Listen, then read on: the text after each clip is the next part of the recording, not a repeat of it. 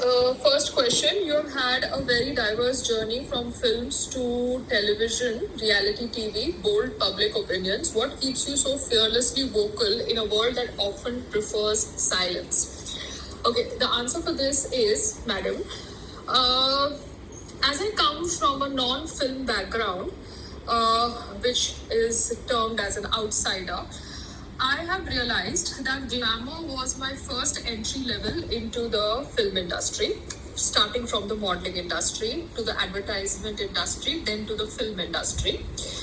But because I was glamorous, a lot of people did not give a lot of credit to my acting abilities. Anyways, with time, I experienced more challenges in this male dominated Indian film industry.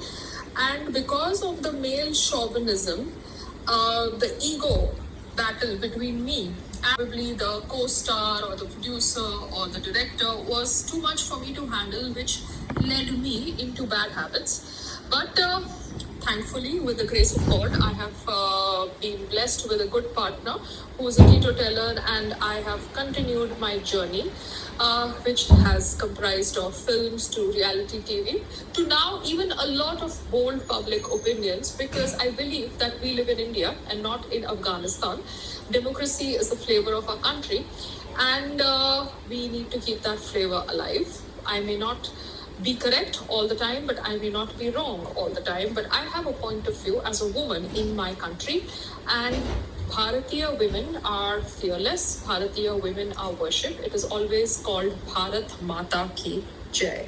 So that's why, probably because of this great enriched history, I so fearlessly be vocal in this world which prefers to be diplomatic and silent. The second question is, what does creative freedom mean to you, and how do you balance it with public scrutiny? Creative freedom means to be able to convey a story without having political and religious pressure on that storyboard. We have seen that Bollywood had been leaning towards anti-Hindu sentiments for quite a lot of years. But ironically, the most successful actors and actresses of Bollywood had converted themselves from a religion which was the crux of partition of Bharat.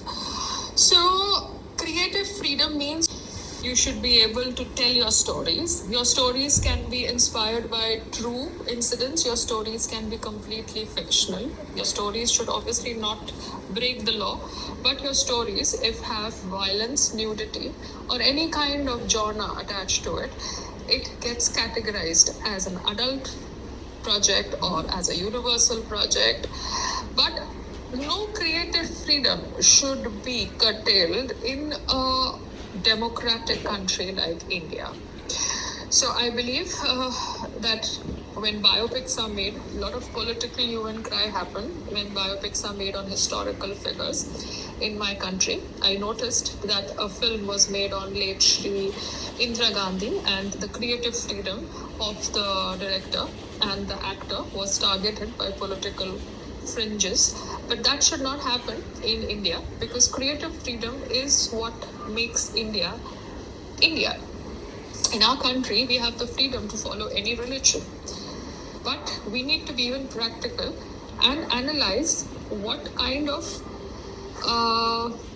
public voices agree when they are associated with creative freedom. Creative freedom should be able to create awareness. Creative freedom should be able to create public wellness, public good health, fitness, healthy lifestyle. But if creative freedom is promoting bad lifestyle, unhealthy lifestyle, vices which are present in public life, then that's also okay, because that is what makes the good shine above the evil that's present in the society. So creative freedom is very important. Hollywood obviously goes a notch higher, promotes creative freedom in such a manner where nudity and sex is not considered to be such a big taboo. But in India, obviously the creative freedom gets categorized if there is nudity as an adult project or a sleazy project, though we have the history of Kama Sutra, but yes, we have double standards where the history of Kama Sutra, though originated from India, we do not have porn legal in India, and we kind of categorize women or men who indulge in erotica projects as people who are not of a certain caliber. So that's sad, but we are very glad that in the times of social media, the world has become one nation. Creative freedom is being respected worldwide. Third question, how do you stay mentally grounded while navigating fame and controversy? I stay mentally grounded by doing my yoga. My yoga is very, very important to me. I take my mat wherever I go. I will fight with my husband, throw him on the terrace. Yeah, we have a terrace apartment in Bombay. And we have got a temporary monsoon shed covering permission, but it has to be renewed every year. So I have not been able to get the renewal till now, because of which I've not been able to regularize the temporary monsoon shed. And the water has been pouring continuously in Bombay. So today, as I say this answer, I had to actually throw my husband on the terrace because I wanted to do my yoga, because that was more important for my mental happiness. So my mental happiness is in my daily routine. My mental happiness is in my yoga. My mental grounding key is to enjoy the process. Yes, I work very hard expecting certain results. Sometimes the results lead to fame, sometimes the results lead to controversy, but staying grounded in both the phases is what I believe happens due to my association with yoga and fitness. Fourth, as a public figure, what do you think is the biggest misconception people have about you? As a public figure, the biggest misconception people have about me, people think I am a lady who complains. This was apparently blown out of proportion and typecasted with my existence in my last reality show stint. So I am one person who has always gone out and faced challenges. I hope nobody goes through what I have gone through, because we all have our own share of struggles. But I have not been a person who has complained about the challenges that I have faced in my life, in my public career till now. I have always fought back. So this misconception that people have about me, that I complain, is completely fabricated, and this misconception needs to be addressed. Also, I am not aggressive in the terms of resorting to violence, but I am aggressive in the terms of resorting to being assertive, and that's the difference between a violent person and an assertive person.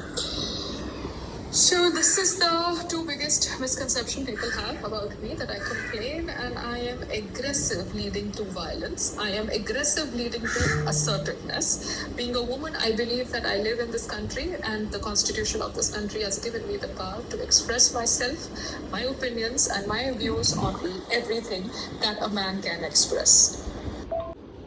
How does your idea of success evolved over the years? The idea of success over the years has obviously transformed. Earlier, it used to be the money that I would make, or probably the clothes that I would buy, the bags that I would buy. Then probably it graduated to jewelry. And then probably it graduated to buying a house, buying cars. But then now what actually is the idea of success is having a healthy life, able to sleep peacefully in my house, hug my husband and be near my family members. Just be happy and content. Eat healthy food. Thank God, be grateful to Him for giving us a body that is healthy. And yes, strive for a better tomorrow. Strive to fulfill your dreams as an actor, as an entrepreneur.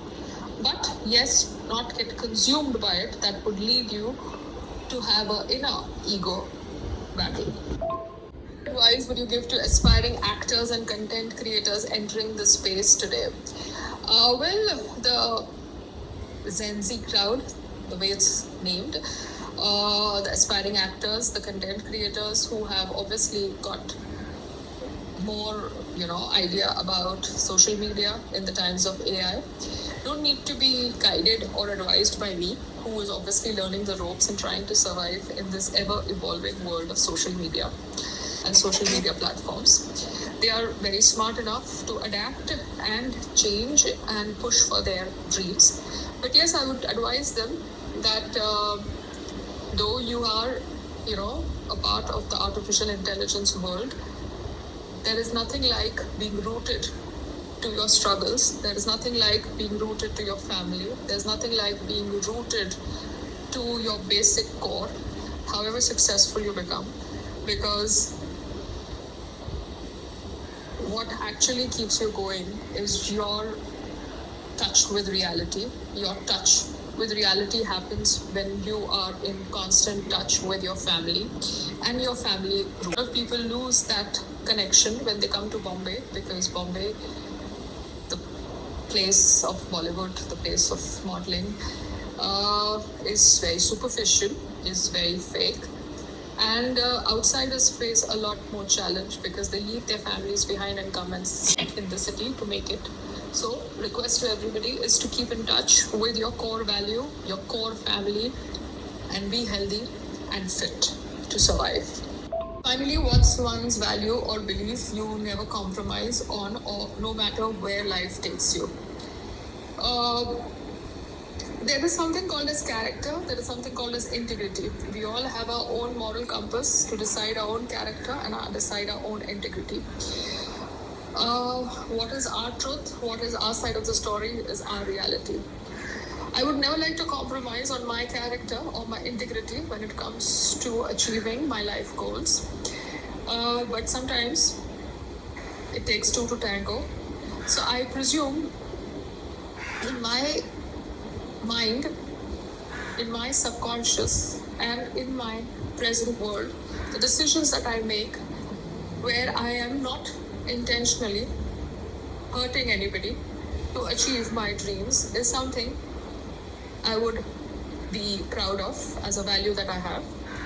But if I believe that if somebody is attacking my existence, my core, then to self-defend myself, I will go to any extent, and I will not compromise my existence for anybody else's vicious games.